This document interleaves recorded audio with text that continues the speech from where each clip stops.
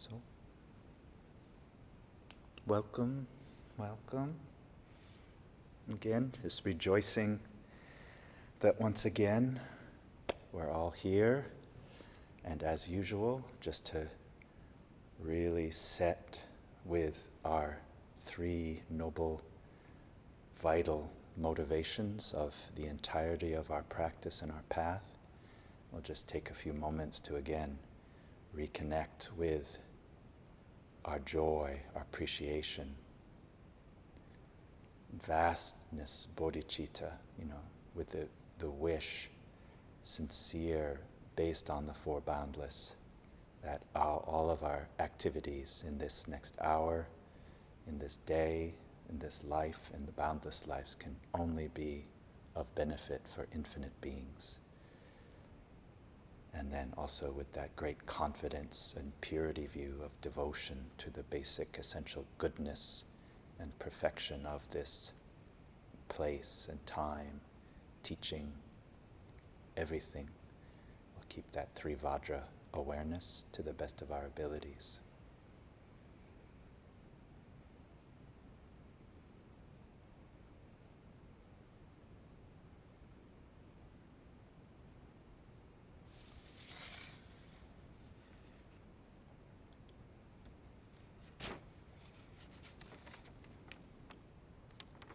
So even with these basic motivations, I'm kind of continuing a little bit from last week, where we were kind of reflecting on karma, and especially within the context of these four thoughts that turn the mind. We've reflected, of course, on the preciousness of this human birth, impermanence, the defects of samsara, and then last week we were kind of reviewing a little bit, touching on karma, and kind of went into the 12 links. So we're going to review that a little bit again, and just to karma, the natural law of cause and effect. It's so all-pervading, right? So beautiful, this profound lion's roar of the Buddha's teachings. And even with these basic motivations we have, right, we can just see how karma, meaning if affects this moment, our motivation. But even like in reflecting on this precious opportunity we have right now to even hear the Dharma, not to mention contemplate it and awaken it in our own experience and heart, and undo our samsara and bring out our goodness qualities for the benefit of all beings. That too, like our great teacher says, it's in no way coincidental. It's not random. That's equally just a part of our good karma. And as well as the power of this aspiration of bodhicitta, when we're really sincerely connecting with our bodhicitta motivation. And that's the base for all of our activities. That's so powerful. That's uprooting samsara from its base. Like I mentioned last week in this Sasum Lingpa refuge, O Mahung, I take refuge in the three jewels. In order to shake up samsara, I generate bodhicitta.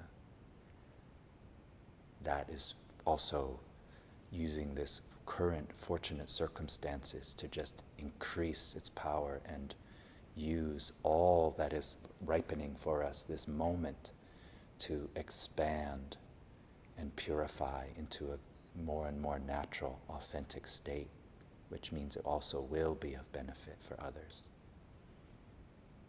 And then, of course, our purity motivation, our devotion. So profound, that deeper trust in the basic nature, which needs to be based on experience. And yet all the experiences we have, again, are the results of our past actions and the motivations and mindsets that we were experiencing in that moment. and that we choose now to either not engage with or to engage with to bring, our future.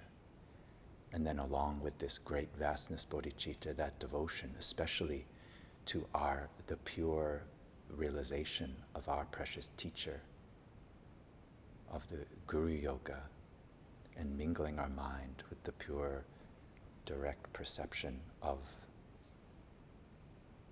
the Guru, so profound in that pure view and that pure realization. So, anyway, just that, reflecting on that for myself.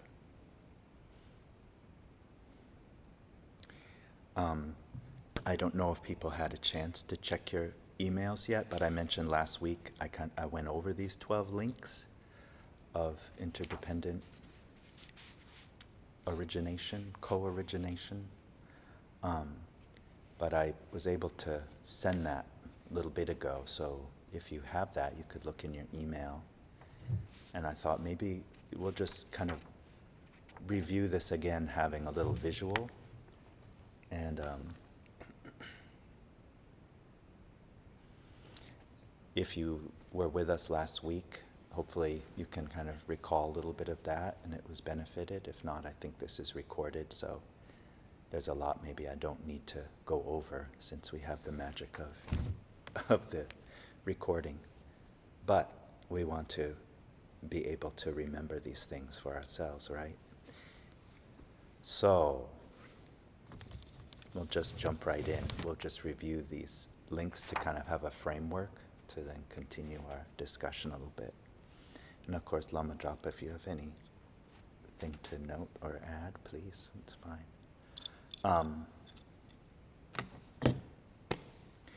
So if you have this, if you don't, I'm going to say these 12 links in case you don't. If you do, you have it here. So this is from this really wonderful book by Reginald Ray that he prepared, I think, for some of his classes at Nalanda, called The Indestructible Truth, which is introducing, the three turnings and the three vehicles of Tibetan Buddhism, and kind of giving a really good foundation of these foundational teachings and views and practices. And then in his discussion of the three turnings, in the first turning teaching, he goes over, among other things, these 12 nidanas, or the 12 links of interdependent co-origination, meaning, again, a way the Buddha gave us to look at our present experience. And again, remembering the Four Noble Truths. Samsara, suffering. It has causes: ignorance, anger, attachment, ego clinging. Ignorance and negative emotions are the causes of samsara. And then, of course, there's cessation of suffering and the path of undoing, revealing the beautiful peace of nirvana, or cessation. So these 12 links are, what's called, again, the wheel of life, often like you can see in Padma Samye Ling, if you've been here, in the entry hallway, shows the wheel of life, which is very traditional in all the Buddhist monasteries. At the center, it shows the three animals, a pig, a rooster, a snake, that are all kind of attached to each other. And those are representing really the fundamental cause of suffering, of samsara, of all the 6 realms experiences of beings, is the basic ignorance, and then aggression, and aversion, and attachment, and craving. All the actions that stem out from those 3 poisons to the 5 poisons, and unfolding actions based on them, causing samsara, right? Cause plus conditions has results. And the results of our present experience are based on our past actions, our past states of mind, the conditions that were arriving then, how we engage with them, creating a future moment that then becomes a present moment, and that keeps perpetuating itself. And these often, what we experience happens, it's like a blur. It is a magic trick. An amazing web of illusion, right?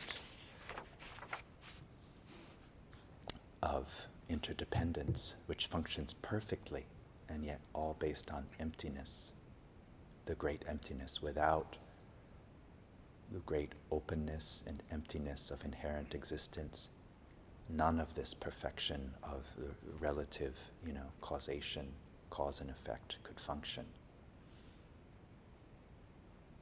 So the Buddha is pointing out, again, these 12 links are in a way for our minds to begin to look at what all seems like it might be a moment unexamined, or where we're totally caught up in our circumstances, including our outlook and our way of responding, totally caught up in our emotions. This is a way of starting to break them down and look at just the mechanics of it. And then, of course, with practice, seeing how to begin to stop it. So these 12 links, we'll say them again. Beginning here, it has this wheel, the first, and it has both the Sanskrit terms and the English terms. So for simplicity now, I'm just going to really refer to the English terms. So the second one in here, ignorance. The next, going clockwise, karmic formations. The next, third, consciousness. 4, name and form. 5, 6 senses. 6, contact. 7, feeling. 8, craving. 9, grasping. 10, becoming. 11, birth. 12, decay, death. So this is kind of like the wheel that's spinning. What's making this whole wheel, the energy that helps this whole wheel spin, is our ignorance. As definitely Khenchen Palden Rinpoche pointed out, and Khenpo Sewang kind of used that metaphor. It's like a fan. Ignorance is like the electricity making the fan turn. The more we can cut down our ignorance, our fundamental not knowing of like the Four Noble Truths, of not knowing the true nature of our own mind, the more we can increase that familiarity and perception, the more these links will pass down, which includes at least beginning to have an intellectual understanding of this map. So we have causes and results. So another way that this is broken down is there's cause and effect, right? Every cause, when the conditions come together for the cause or the seed, when that's in the right conditions, brings a result. And then that result can then, based on within those conditions of that result, our actions within that context create causes for future results, and on and on and on. So sometimes, again, this is referred to, can be looked at as lifetime to lifetime. But I think, right, lifetime to lifetime is totally based on every moment that we have. So this is also understanding every instantaneous moment of our experience. And if you look here in the very center of this wheel, has past, present, future. So these first two, ignorance and karmic formations, are in a way for this present moment, are past. This present moment is where both we're experiencing the effects of our past actions and habitual tendencies and patterns. We're experiencing their ripening, and then we're engaging with them. And that all in the present moment. So that's consciousness through becoming. And then based on those, everything that's arising in our circumstances in this moment, inner, outer, and how we engage, that is making seeds for a future experience. And like we've heard in the past, even in nature, right? When a seed is born, when a seed is planted, it's going to create even more, fruits. Then the one seed will bring many, many fruits, and inside that, many, many more seeds, which will just be perpetuated if the conditions are continued, right? So, going back here, ignorance, in a way, is the ground for all of ignorance is happening because we've remained ignorant and to some degree, right? Again, the only difference between a fully enlightened Buddha and sentient being is the degree to which we recognize the nature or not. So there's degrees of ignorance, of course. It's not a black and white thing. And that's important, I think, for us all to remember as we're just little babes on the path, right?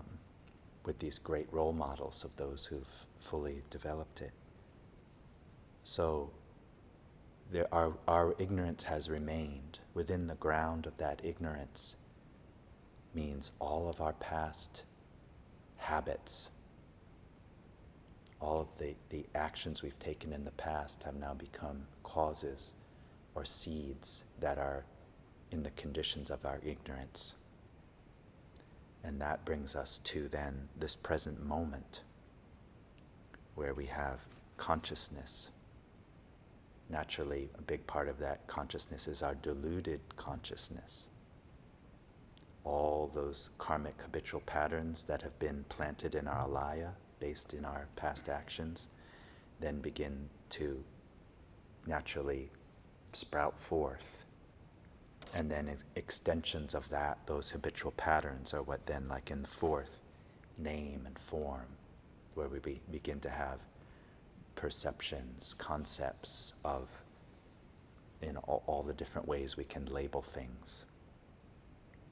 And a part of that process then, extending from that, is then the six senses, like we went over last week again.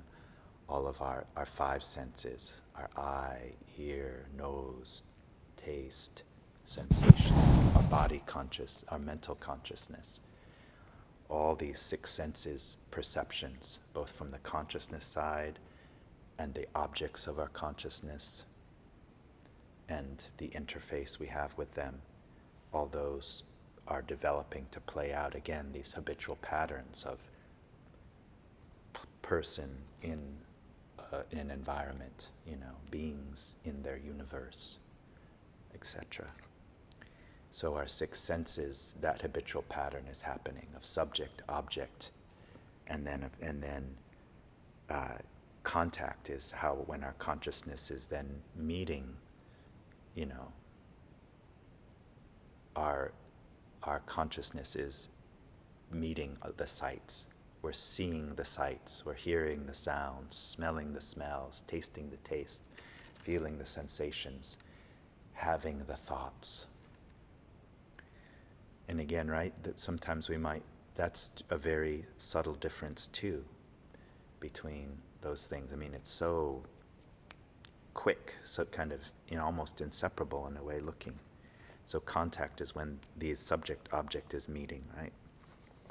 Feeling then, what's our habitual pattern of how we feel about what we're perceiving, whether it's an outside thing or an inner emotion or thought, perception, is how we're feeling.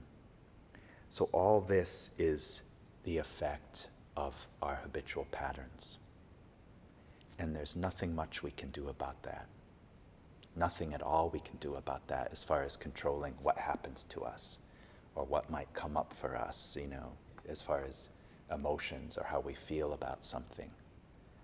But often then again, we get caught in the blur of identifying as our emotions or, feel trapped by our circumstances, or we're so wrapped up in either our hopes or our fears that we lose this next step and really important difference between how we feel about something and then craving or thirst is another of this eighth link, is the difference between how we're feeling about something, whether we feel an attraction to it and it's going to help us and nurture us and give us comfort and pleasure, or if it's something we're totally averse to, something scary, disruptive, dangerous, unpleasant, unhealthy, danger in some way. Or it can even be neutral things, of course. There's those basic ways.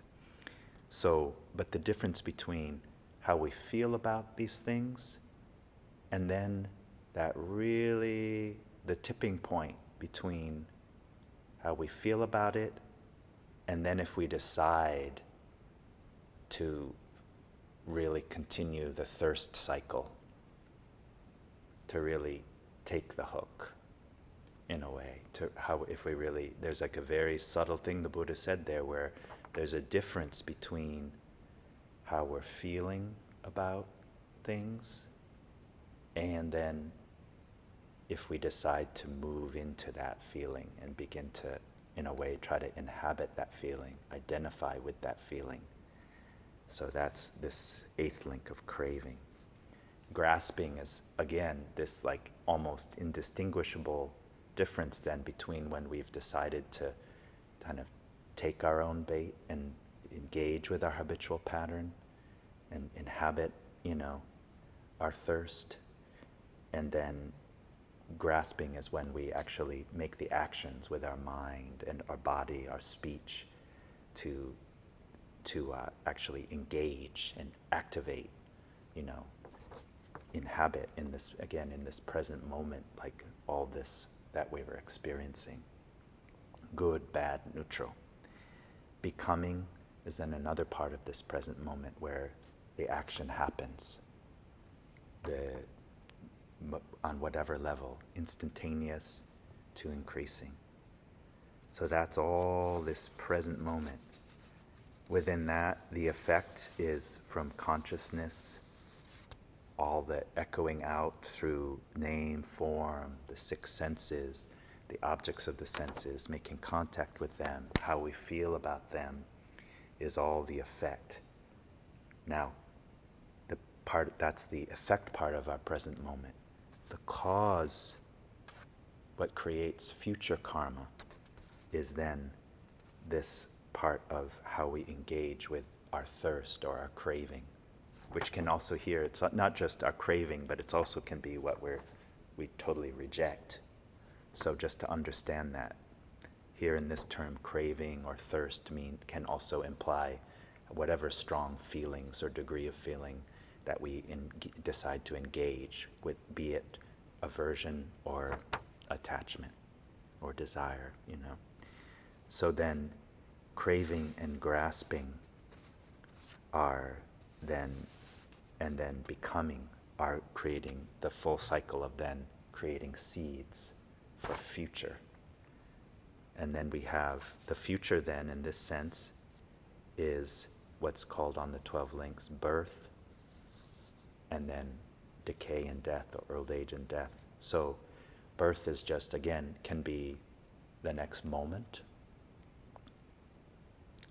It can also be, and then of course, because everything that's interdependent and conditional is subject to impermanence, naturally it's going to decay, it's going to fall apart in some way or another. And then that leads us into, what becomes then the present moment, whose past is based on our ignorance, and etc. So I hope that's just a little helpful. And again, there's so many wonderful texts to kind of go over these 12 links, like I mentioned in this Indestructible Truth. Also in Tempo Rinpoche's, of course, because these are such fundamental teachings, in Walking in the Footsteps of the Buddha, the Path of Freedom by Khenchen Palden Sherab Rinpoche and Khenpo Sewan Dong Rinpoche. It's another wonderful text on these fundamental teachings. Also goes over the 12 links and karma. Of course, in the chapter on in illuminating the path, particularly that goes with our Ngondro teachings, again, they go over in the four thoughts, karma. In Ceaseless Echoes of Great Silence, again, this commentary on the Heart Sutra. In the Heart Sutra, of course, the Buddha is going through, all these first turning teachings and bringing in the view of great emptiness. So there is a teaching on the 12 links within Ceaseless Echoes of Great Silence. I mean, there's so many. I think also in the Buddhist path, or the opening to our primordial nature, and the causes and conditions of mind, Rinpoches really go over, in a way, these 12 links. Sorry, I didn't turn off my buzzer. And in that point too, they're really looking at this present moment is our past moments and our past actions. And when we begin to follow them back and back and back and back, right? Every present moment is the result of past actions. All those past actions are present moments of the results of past actions, going back and back and back. But where can we find the beginning? Since beginningless time. So that's why this aspect of looking to the mind. The mind, we have these 3 doors through which we create karma. The 3 doors, our body, our speech, our mind. Of course, it's renowned that while it might seem like we're really subject to the sensations and things our body feels, and the words and, energy we have, but it's really, when we look closely, our mind and how we relate to our body and speech and energy. And if we go to look for mind itself, it goes back and back and back. And of course, no one's found the mind, even the Buddha. And of course, that process is why it's so important, like we mentioned last week. Our basic practice that encompasses all our practice is the accumulation of merit and wisdom. That means, again, positive karma is merit. When in our present moment, which is so favorable, while of course we all have mixed feelings and habits, and ways of perceiving, we're still so fortunate, this precious human birth with all the favorable conditions, and luxuries, which are so the Dharma in our mind and heart, and the ability to practice, so profound, so beautiful, so precious. This is the result of our good karma, of our merit, And knowing that can really inspire us to continue and become more aware, again, of what's helpful for building, positivity for ourselves and others. Positive karma, that means based on, contentment, bodhicitta, devotion, actions, 4 boundless aspirations, a good heart, any actions of our body, speech, mind, with those are going to bring favorable results for our futures. And likewise, being aware of what's negative, what's harmful, these classical teachings on the 10 non-virtues. 3 by body, 4 by speech, 3 by mind. Becoming aware of the destructive qualities of those, and that what animates them, again, is our aggression, our aversion, our wrong view of reality can skew, all the actions of our body, and misuse of our speech and misuse of our body. And those are going to just create more trouble for ourselves and others. And the law of karma is, it's really only ourselves that it will experience the big results of our karma, our experiences. And that's inevitable. Like they say, a body and its shadow.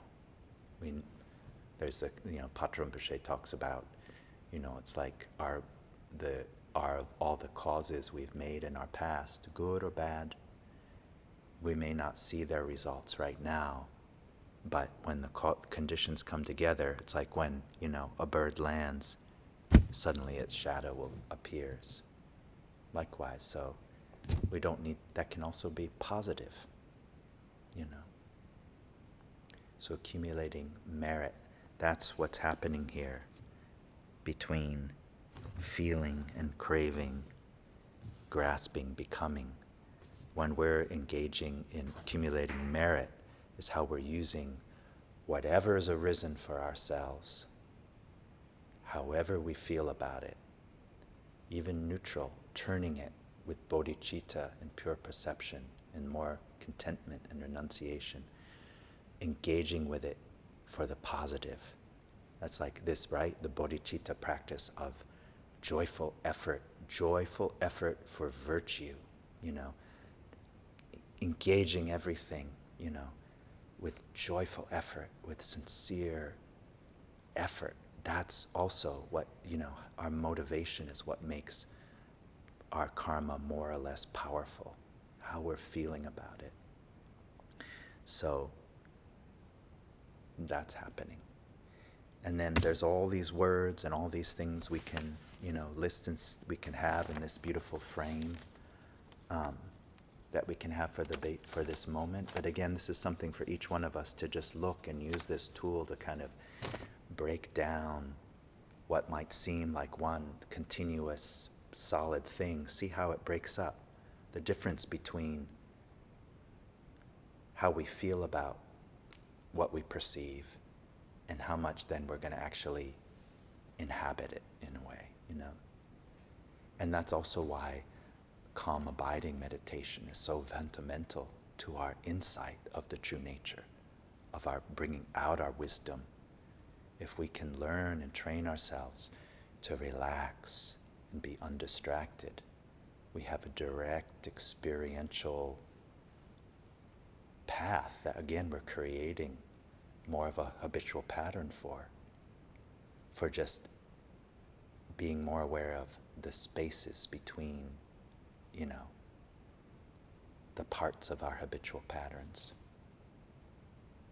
And then as we purify our negativities and obscurations, which again is karmic, increase our meritorious and virtuous activities, based on, the three motivations, applying these great supports of our mindfulness, our alertness, conscientiousness, then we're creating profound, we maybe only see the very itsy bitsy little tip of the iceberg of how beneficial this is for our future lives and for the benefit of all beings.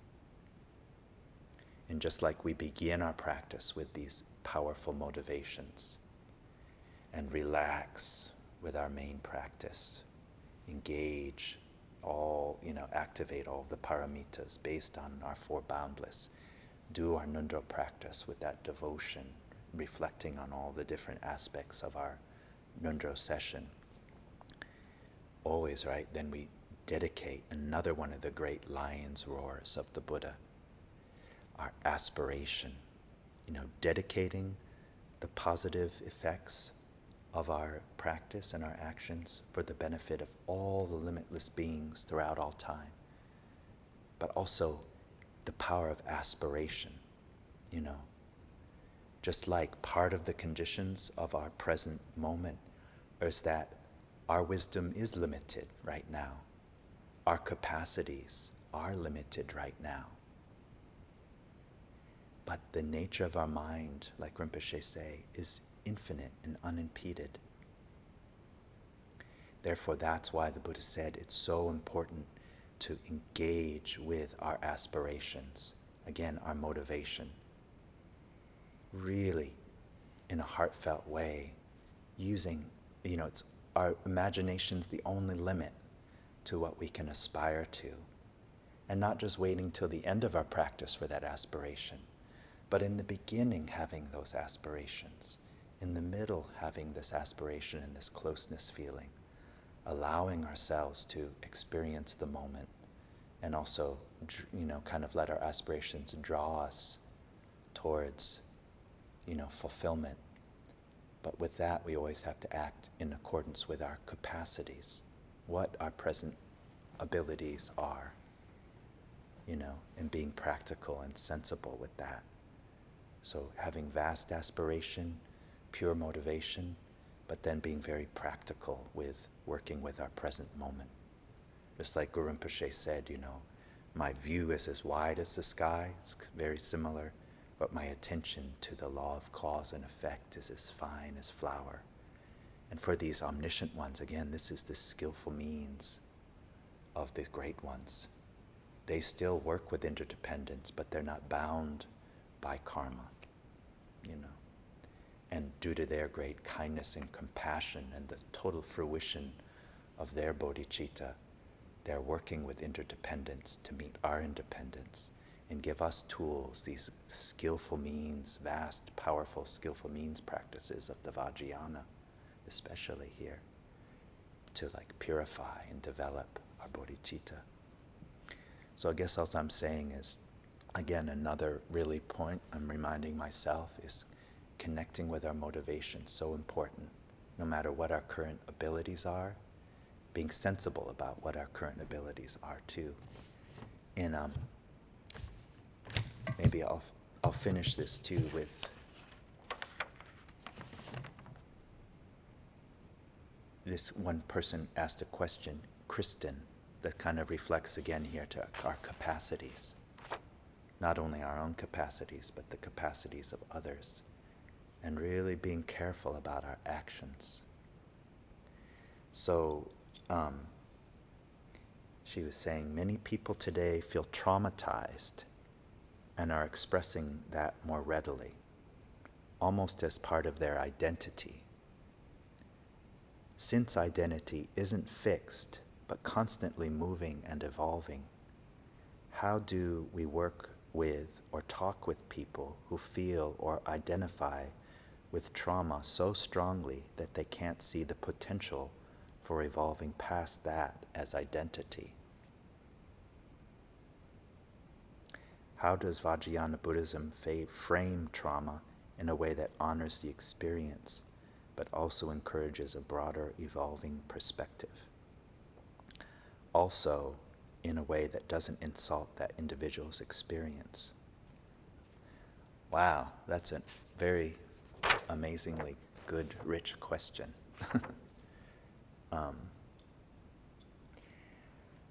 Well, I think the first thing that comes to my mind is what a little mouse in the grass I am. But yeah, I think the important thing we have to all remember in, again, trying to be good practitioners and in actualizing our bodhicitta of really being of benefit for other beings, for other human beings in our lives, and being of true help. It means, again, along these lines of capacities and aspiration, we always have to work within our own capacities. We can have really good intentions, and we as practitioners might have these, really trust in, karma and the deeper openness of identity and the emptiness of self, so to speak. But really, I don't think I could give a pat answer to these questions, just in the sense of everyone is so different. And not only do we have to always act in accordance with our own knowledge and capacities, but as bodhisattvas, it's very important the teachers are always reminding us, we also need to engage with others according to their readiness and their desire to want to do anything, you know. So it's a tricky question, I think. The only way I would really feel comfortable answering it is saying, as far as practitioners, we do the practice. We read, we contemplate, we practice.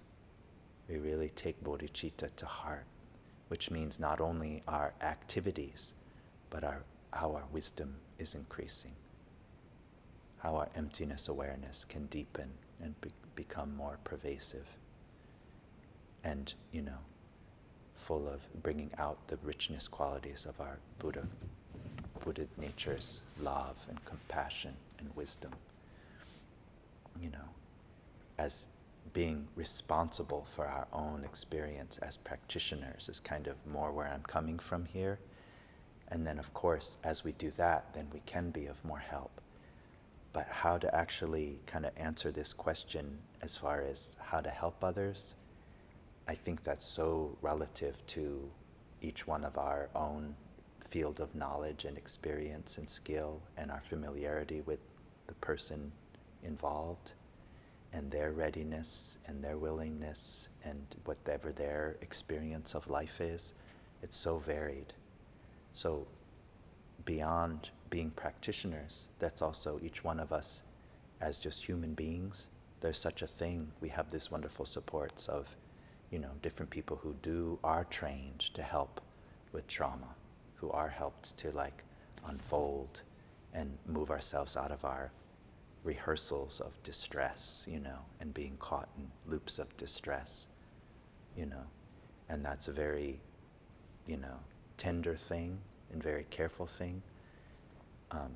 So I think if we can direct people towards like a really something they want to do that's really well equipped to help them, just on the relative level, even if they're, you know, Buddhist practitioner or not, that's there. And again, just in the sense of openness, when we can move into a situation that we can begin to examine and hold what we're experiencing, you know, challenges, you know, traumatic, you know, ways of, you know, contracting and being, you know, reacting to our present situations and like bringing it back to, you know, however we want to define trauma. If we really begin to put ourselves into a safe space to explore with someone who's skillful at helping us navigate that, that gives an experiential experience of that things can change and open. You know, so again, little by little by little, carefully, please carefully, all of us.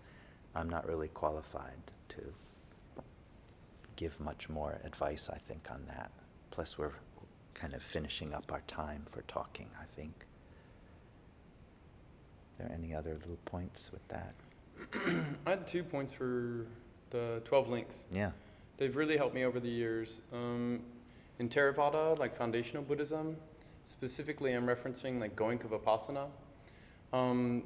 They emphasize there's actually 2 spots to actually break the cycle of the 12 links and be free of suffering.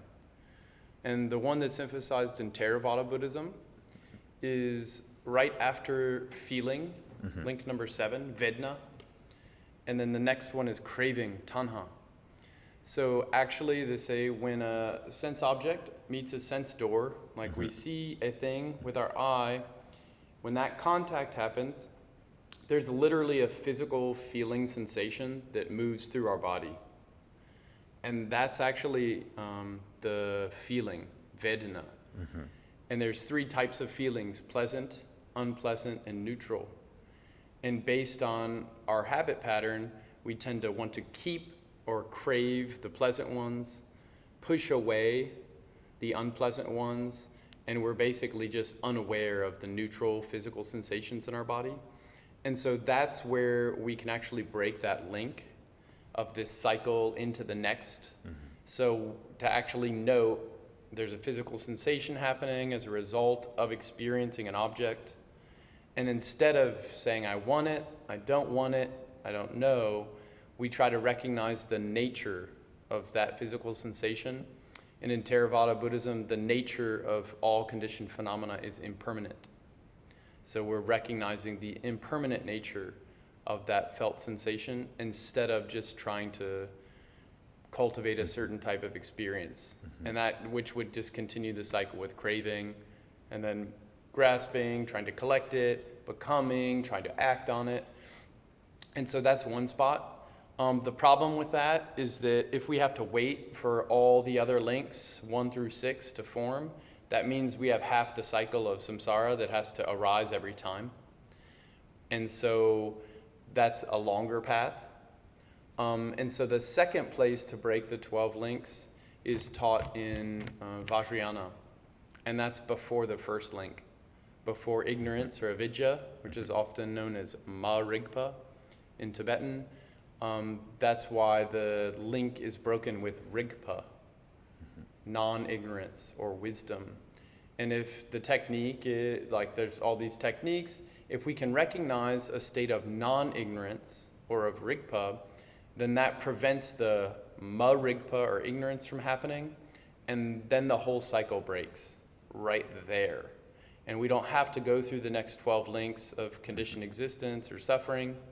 We actually break it before the cycle starts, and that's why they say there's 2 paths, a knowing or not knowing, in these high-level teachings. It's either rigpa or not rigpa, and that's where Vajrayana breaks the cycle of the 12 links.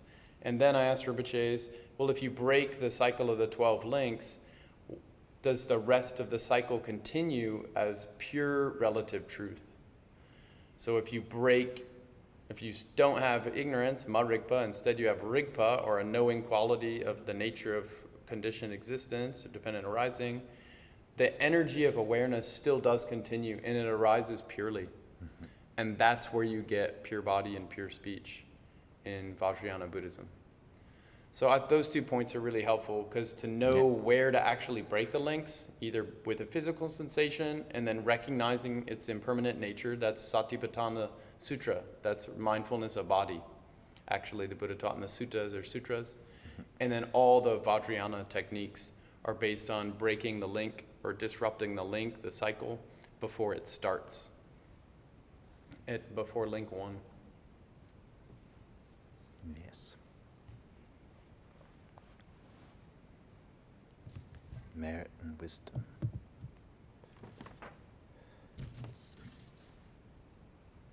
So we'll start our Ngondro practice. Thank you. Thank you.